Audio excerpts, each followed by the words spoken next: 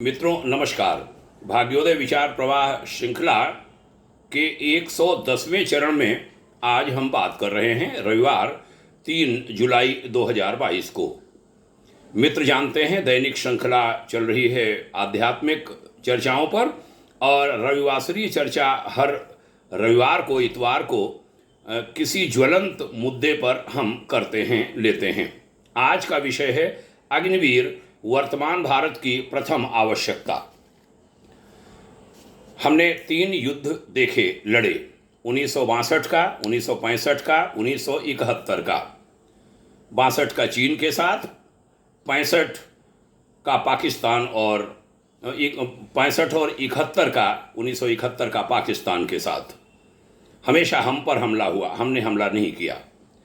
1962 तो जैसी तैसी जो भी हमारी व्यवस्था थी, देश को आज़ादी मिले कुछ समय हुआ था, सेना पर ज़्यादा ध्यान था नहीं, जोर था नहीं, सो लड़ा गया। उसकी डिफीट भी हमने खाई और उसका जो दर्द है, कसक है, पीड़ा है, वो अब भी भारत के हृदय में है। 3 युद्धों के बाद देश ने सेना पर ध्यान देना शुरू किया, विशेष ध्यान देना शुरू किया।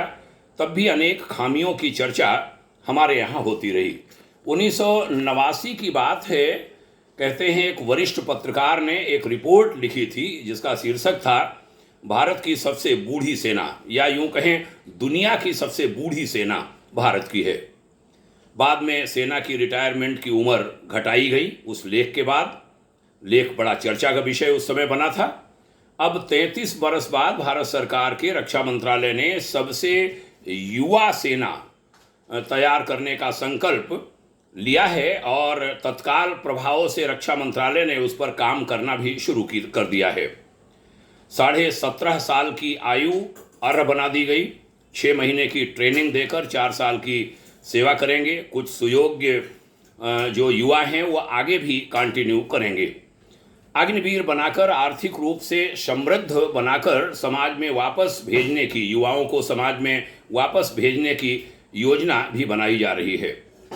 फिर उन्हें अन्य रोजगारों से जोड़ना तथा स्वावलंबी देश रक्षक बनाना एक नई अवधारणा, एक नया कॉन्सेप्ट है। यह सेना से अग्निवीर कौशल प्रमाण पत्र जो उन्हें मिलेगा वह भी उसमें काम आएगा।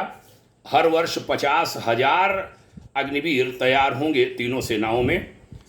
मैं कहना चाहूँगा कि जिस उम्र में लड़के लड़कियाँ रोजगार ढूंढना आरंभ करते हैं उसमें युवक युवती कई लाख रुपए कमा चुका होगा।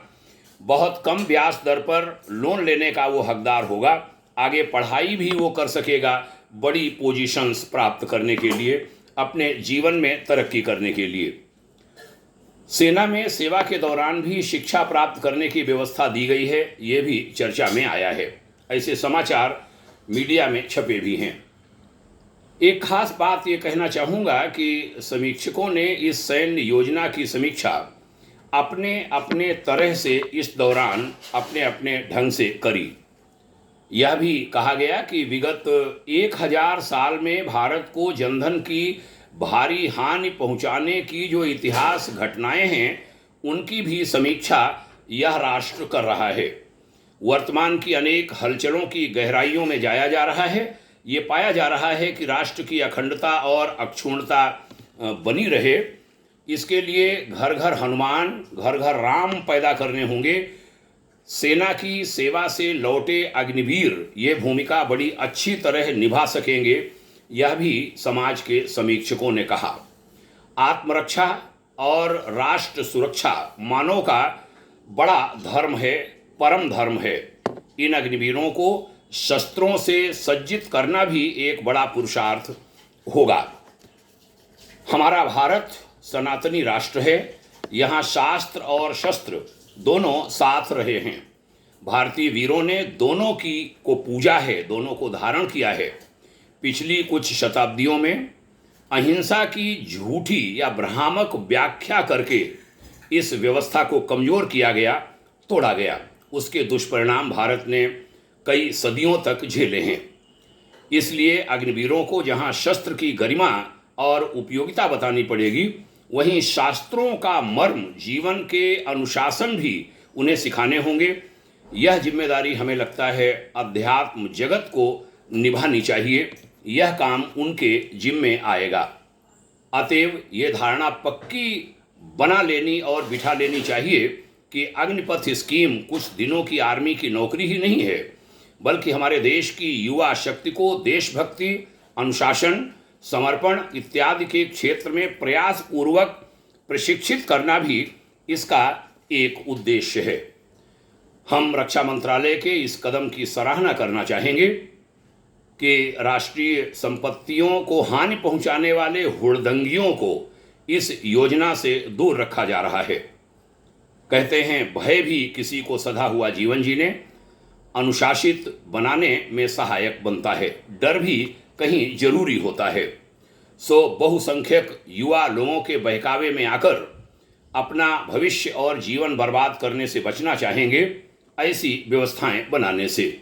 इससे एक अनुशासित, देशप्रिय और संस्कृतिनिष्ठ युवा पीढ़ी तैयार करने में भारी सहायता मिलेगी।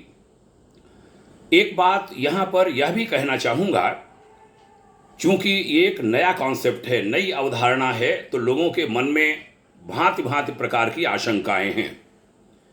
चूँकि एक ढर्रा होता है, कोई नया विषय आता है तो मुश्किल होती है उसको समझने और ग्रहण करने में। तो कहूँगा कि विदेशों में एम्प्लॉई और एम्प्लॉयर लंबे समय तक साथ नहीं रहते।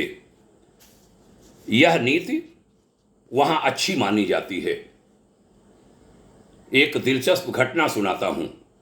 हमारे पूर्व कर्मभूमि और अब तो पुनः अर्ध कर्मभूमि बन गई है, लखनऊ की घटना है। हमारे एक भाई मित्र श्री आत्म प्रकाश मिश्र, जो लखनऊ दूरदर्शन में वरिष्ठ अधिकारी हैं, डिप्टी डायरेक्टर हैं, उन्होंने बताया कि 2009 में जाड़े के दिनों में वो लखनऊ के चारबाग रेलवे स्टेशन पर आगरा जाने वाली ट्रेन की प्रतीक्षा कर रहे थे। उनके साथ बीबीसी लंदन के प्रोड्यूसर एलेक्स गेली भी थे। दोनों दूरदर्शन और बीबीसी लंदन के द्वारा संयुक्त रूप से बनाई जा रही एक डॉक्यूमेंट्री पर काम कर रहे थे, जिसके लिए उनकी लखनऊ से आगरा की यात्रा हो रही थी। बीबीसी प्रतिनिधि ने ट्रेन की प्रतीक्षा करते हुए भारतीय दूरदर्शन के प्रतिनिधि से पूछा, आप कब से दूरदर्शन के लिए काम कर रहे हैं? जवाब था 21 साल। आगे कहा, सब ठीक रहा तो 18 बरस और काम करूंगा। एलेक्स गेबी के लिए ये 8वां आश्चर्य था। बोले 21, 21 ईयर्स, 18 ईयर्स। ओह। फिर बताया कि मेरा बीबीसी के साथ 2 साल का कॉन्ट्रैक्ट है। बताया कि हमारे यहाँ एम्प्लॉय और एम्प्लॉयर ज़्यादा वक्त एक साथ नहीं रहते, एक दूसरे का साथ नहीं देते, एक दूसरे के साथ नहीं रहते। दोनों अपनी अपनी ग्रोथ के प्रति जागरूक होते हैं और ग्रोथ होती है चेंज करने से। श्री आत्म प्रकाश मिश्र बताते हैं कि मैं गेबी की बात सुनकर हंस पड़ा और सोचने लगा कि अपने देश की नौकरियां मुझे याद आईं और विभाग में प्रवेश, फिर 60-62 बरस के होकर रिटायरमेंट, और यहाँ तो एक्सटेंशन और पुनर्नियुक्ति और बहुत सारी चीज़ें भी बाद में चलती रहती हैं अपने ही उस विभाग में। आदमी जैसा भी हो, काम करे या न करे, कम करे या ज़्यादा करे, विभाग को, सरकार को झेलना ही पड़ेगा। हमारे देश के विकास की अनेक बाधाओं में एक बड़ी बाधा ये भी है। श्री मिश्र जी ने देश, काल और समय की परिस्थितियों के अनुसार देश हित में बनाई जाने वाली लेकिन चौंकाने जैसी वाली अग्निपथ जैसी योजनाओं का पक्ष लिया और अपेक्षा की कि हमें ऐसे निर्णयों का सम्मान करना चाहिए और जल्दबाजी में कोई धारणा नहीं बनानी चाहिए। उन्हें उम्मीद है कि ये जो ऐसी योजना है ये अंततोगत्वा लंबे समय के बाद देश के हित में होगी। खुशी हुई भारतीय मीडिया के कुछ समाचार पढ़कर भी, जिसमें कुछ सद्य युवा यानी किशोरावस्था से युवावस्था में प्रवेश कर रहे युवकों ने कहा, सेना की वर्दी 4 दिन मिले या 4 साल, हमारे लिए बड़े गौरव की बात है। यह कहा, मुझ जैसे लाखों भारतीय युवाओं को सेना की वर्दी से प्यार है, जिसे वह अपना गौरव समझते हैं। बड़ी खास बात है यह भारतीय युवाओं की। एक घटना यहाँ पर इतिहास की सुनाना चाहूँगा। कहीं धीरज खो बैठने वाले युवाओं और भ्रमित आत्मा हुड़दंगी युवाओं से हमें नेताजी सुभाष चंद्र बोस की आज़ाद हिंद फौज से जुड़ी एक घटना याद आई है। हम उसे साझा करना चाहेंगे। घटना बड़ी महत्वपूर्ण है। घटना यह है कि सुभाष चंद्र बोस जी ने एक नियम बनाया था आज़ाद हिंद फौज में जवानों को लेने के बारे में। नियम ये बनाया था कि कोई ऐसा युवक आज़ाद हिंद फौज में भर्ती न होने पाए जो अपने माता पिता की इकलौती संतान हो, क्योंकि उन्हें मालूम था कि हमारे जवान को मरना है। हम यहाँ से देश को आज़ाद कराने का प्रयास कर रहे हैं और बहुत बड़ी शक्ति थी अंग्रेजी सेना की। एक युवक आता है, जहाँ तक हमें याद है कैप्टन ढिल्लो भर्ती कर रहे थे। जब युवक पास हो जाता तब कैप्टन ढिल्लो उस युवक से पूछते कि तुम कितने भाई बहन हो। अर्जुन सिंह नाम का एक युवक आया, बहुत बढ़िया था, ग्रामीण युवक था, पास हुआ वह। कैप्टन ढिल्लो ने जब पूछा तब उसने कहा कि मेरे पिताजी की डेथ हो चुकी है, मेरी माँ है और मैं अपनी माँ का इकलौता पुत्र हूँ, मेरी बहन भी कोई नहीं है, तब तो तुम नहीं भर्ती हो सकोगे, कैप्टन ढिल्लो ने कहा। आश्चर्य में पड़ा वो युवक, दुखी भी हुआ। क्यों? सवाल किया। मैं तो पास हो गया हूँ। तब उन्होंने नेताजी सुभाष चंद्र बोस का वो निर्देश सुनाया, नियम बताया। वो युवक निराश मन से घर वापस लौटा। माँ ने कहा तुम बहुत जल्दी लौट आए, तुम तो सेना में भर्ती होने गए थे। अर्जुन ने माँ को पूरी घटना सुनाई। माँ ने कहा बेटे नहीं, तुम सेना में जरूर भर्ती होगे। ढाढ़स बंधाया। अगले दिन माँ ने कुएं में कूदकर अपनी जान दे दी। यह सूचना बेटे के लिए छोड़कर कि आज़ाद हिंद फौज में मेरा बेटा भर्ती हो सके, इसके लिए मैं बेटे को मुक्त कर रही हूँ। बेटा दुखी, भारी मन, लेकिन उत्साह से भी फिर से भर्ती के लिए पहुंचा। कैप्टन ढिल्लो चौंके, तुम कैसे फिर आ गए? उसने घटना सुनाई। मेरी माँ ने जान दे दी और कहा कि नेताजी सुभाष चंद्र बोस की सेना में हमारा बेटा भर्ती होकर देश को आज़ाद कराए और वह अपने माता पिता का गौरव बढ़ाए, अपनी जाति का, अपने कुल का गौरव बढ़ाए। कैप्टन ढिल्लो की आंखों में आंसू आ गए। उन्होंने अर्जुन सिंह को भर्ती किया। अर्जुन सिंह को बाद में नेताजी सुभाष चंद्र बोस से मिलवाया। बोस ने, नेताजी ने उसकी बहुत पीठ थपथपाई। वो बहुत वीर सैनिक बना आज़ाद हिंद फौज का। अंग्रेजी फौज से लड़ते हुए एक दिन वो शहीद हुआ। नेताजी सुभाष चंद्र बोस ने उस युवक को कंधा दिया और उन्होंने उस लड़के और उसकी मां का एक स्मारक बनवाया और स्मारक पर कुछ विशेष पंक्तियां लिखवाईं कि देश को जब भी आज़ादी मिलेगी तब उसमें ऐसे वीरों को अवश्य याद किया जाए। हमारा देश आज़ाद हुआ, कह दिया गया चरखे ने आज़ादी दिलवाई। अर्जुन सिंह, नेताजी, कैप्टन ढिल्लो, न जाने कितने स्वाधीनता संग्राम सेनानी, क्रांति वीरों, चंद्रशेखर आजाद, सरदार भगत सिंह, अशफाक उल्लाह खान, न जाने कितनों की कुर्बानियों को भुला दिया गया। दुख है इसका, लेकिन देश उनको कभी नहीं भूलेगा। हम याद कर रहे हैं, भाग्योदय फाउंडेशन याद कर रहा है अपनी इस चर्चा में अर्जुन सिंह को, कैप्टन ढिल्लो को, नेताजी को, और वह मैं इस समय देश की राजधानी में हूँ, दिल्ली में हूँ। दिल्ली में राष्ट्रपति भवन के सामने नेताजी प्रतिष्ठित हो गए हैं, जहाँ कभी जॉर्ज पंचम की प्रतिमा सिर उठाकर खड़ी होती थी, हटा दी गई है वह। नेताजी वहाँ आ गए हैं। नेताजी के माध्यम से अर्जुन सिंह, कैप्टन ढिल्लो सहित न जाने कितने क्रांतिवीर आ गए हैं। सबको नमन है, सबको जय हिंद है।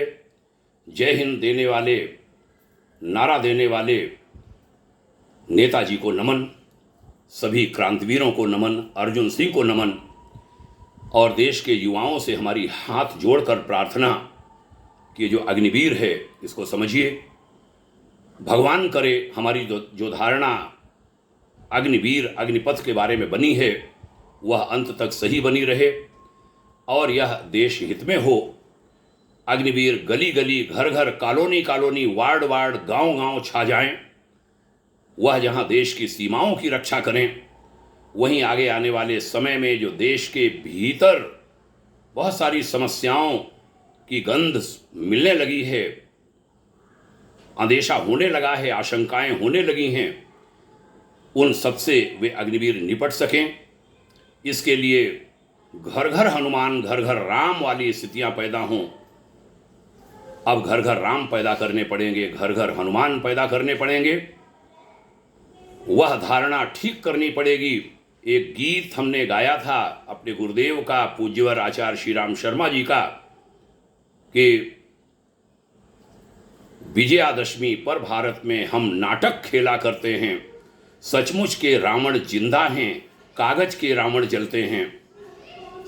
सचमुच के रावणों को मारना होगा, सचमुच के रावणों का विनाश करना पड़ेगा। कागज के रावणों से बात बनेगी नहीं। आइए हमारा देश मजबूत बने, हम शस्त्र और शास्त्र की गरिमा को, महत्ता को समझें। हम सब मिलकर के रहें, हम सब देश के होकर के रहें। ऐसा संकल्प हम सबका बने। 21वीं शताब्दी के 22वें वर्ष में जब बहुत कुछ बदल रहा है देश और विश्व में, हमारी यही विनम्र प्रार्थना, आइए हम सबका यह सामूहिक संकल्प बन जाए, ऐसा व्रत लें। आपने ध्यान से सुना, आभारी हूँ। सभी को प्रणाम करता हूँ। ढेर सारी शुभकामनाएं भाग्योदय परिवार की ओर से। ये चीज़ें लोगों में पहुँचती रहें, उसमें आपके भी हाथ लगें। पुनः प्रणाम। जय हिंद, शुभकामना। ओम शांति।